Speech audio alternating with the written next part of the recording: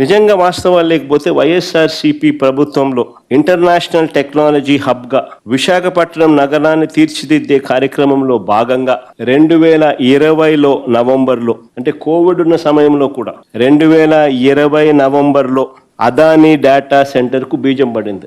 దాని ఫలితంగా మే 3వ తారీఖున 2023 మే 3వ తారీఖున శంకుస్థాపన ఫౌండేషన్ స్టోన్ కూడా వేయడం జరిగింది అదానీ డేటా సెంటర్కు.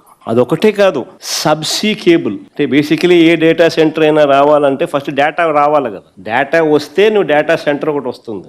సో డేటా తేవడానికి సబ్సీ కేబుల్, అంటే underneath the sea subsea cable Singapore నుంచి తీసుకొచ్చే కార్యక్రమం. The first thing what this data center would be doing is bringing a submarine cable from Singapore, and that is made possible by Adani Group.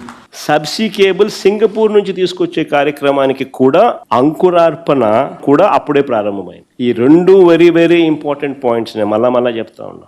ఈ subsea cable అనేది డేటాను తీసుకురాకపోతే అసలు ఏ data centre రాదు. దాని అంకురార్పణ జరగకపోతే అసలు ఏ డేటా వచ్చే అవకాశము లేదు. Adani data center foundation stone వేయకపోయిందంటే మే 3, 2023 ఆయనకు అలాట్మెంట్ చేసింది 2020 నవంబర్ కోవిడ్ టైంలో.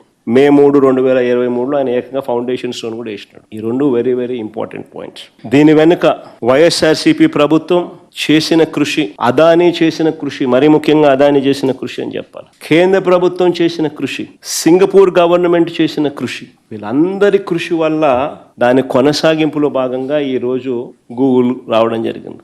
వైఎస్ఆర్సీపీ